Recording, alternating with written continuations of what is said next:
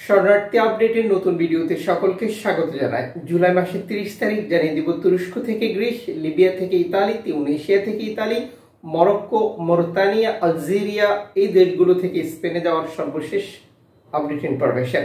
সকলকে অনুরোধ করব ভিডিওতে একটি লাইক দিন, আপনার মতামত কমেন্টস করুন, চ্যানেলটি সাবস্ক্রাইব করে পাশে থাকা বেল আইকন ক্লিক করে অল করে রাখুন। প্রতিদিনের আপডেট প্রতিদিন দেখতে পাবেন এবং ফেসবুক পেজটি লাইক ফলো করে আমাদেরকে সাপোর্ট করুন। জীবন এবং জীবিকার সন্ধানে আরো উন্নত একটি ভবিষ্যতের আশা বিটে মাটি বিক্রি করে দাঁড় দেনা করে সুদূর উপরে টাকা নিয়ে বাংলাদেশিরা কন্টিনিউ চেষ্টা চালিয়ে যাচ্ছে ইউরোপে প্রবেশ করার জন্য।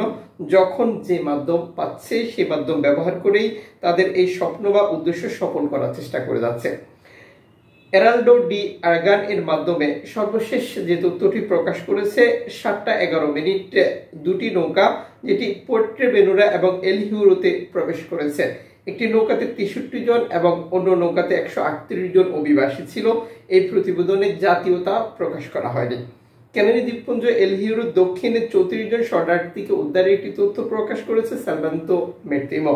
লাইফ বোট ক্যালিওফা লা রেস্টিঙ্গা থেকে 8 মাইল দক্ষিণে একটি কাঠের নৌকা থেকে গতকাল রাতে 34 জন অভিবাসীকে উদ্ধার করে নিরাপদ স্থানে হস্তান্তর করেছে বলে স্প্যানিশ সরকারি মুখপাত্র এই প্রতিবেদনে নিশ্চিত করেছে।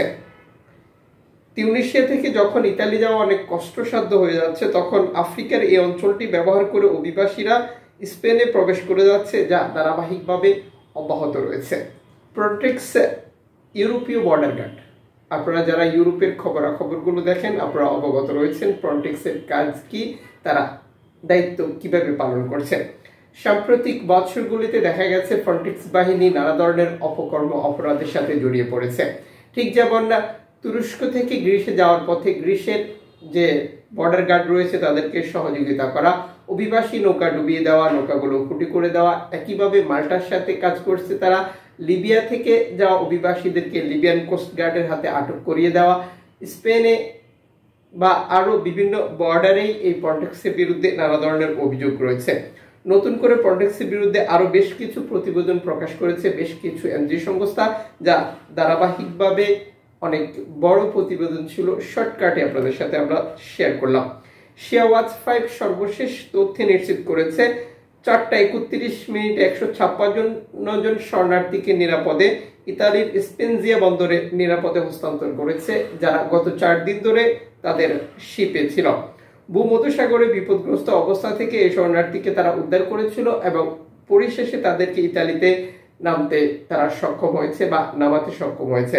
আপনারা অবগত রয়েছেন যে বিপদগ্রস্ত এই শরণার্থীদেরকে উদ্ধার করার পর ইতালি কর্তৃপক্ষ তাদেরকে 4 দিনের দূরের একটি বন্দর নির্ধারণ করে দিয়েছিল যেখানে নামানোর জন্য, যাদেরকে পরিশেষে তারা সফলভাবে নামাতে সক্ষম হয়েছে বলে তারা নিশ্চিত করেছে এবং ধন্যবাদ জানিয়েছে অভিবাসীদেরকে ধৈর্য ধরে তাদের শিপে অপেক্ষা করার জন্য।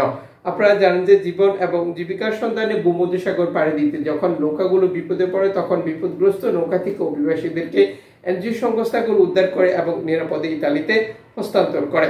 সর্বশেষ ওয়াচ 5 নিশ্চিত করেছে গত বৃহস্পতিবার 2টি ভিন্ন নৌকা থেকে তারা এই শরণার্থীদেরকে উদ্ধার করেছিল, যেখানে 42 জন নাবালক শিশু এবং 7 জন গর্ভবতী নারীও ছিল। টোটাল প্রতিবেদনে জাতীয়তা প্রকাশ করেনি। আপনাদের কোনো আপনজন যদি বাড়িতে কল করে থাকে অবশ্যই ভিডিওতে কল করে ভিডিওতে কমেন্টস করে নিশ্চিত করতে পারেন। লাইফ সাপোর্ট এনজিও সংস্থা সর্বশেষ এক্স বার্তায় নিশ্চিত করেছে বিপদগ্রস্ত অবস্থা থেকে 41 জন শরণার্থীকে তারা উদ্ধার করেছে। এর আগে লাইফ সাপোর্ট এই অঞ্চলটিতে ছুটে এসেছিল শরণার্থী উদ্ধার করার জন্য, কারণ বিপদগ্রস্ত একটি নৌকার খবর দিয়েছিল অ্যালামফোন রেডিও টেকনোলজি, যেটি লিবিয়ার সাব্রাতা থেকে ছেড়ে এসেছিল। লিবিয়ার সাব্রাতা থেকে ছেড়ে আসা কোনো নৌকার অনুসন্ধান যারা করছেন, আশা করি এই প্রতিবেদনের মাধ্যমে আপনারা নিশ্চিত হয়ে গেছেন যে আপনাদের প্রিয়জনকে একটি এনজিও সংস্থা উদ্ধার করেছে এবং নিরাপদে ইতালিতে হস্তান্তর করবে। এদিকে ল্যাম্পুদুসা হটস্পট কর্তৃপক্ষ 2টি নৌকা থেকে 48 জন শরণার্থী প্রবেশের একটি তথ্য দিয়ে তাদের প্রতিবেদন শুরু করেছে।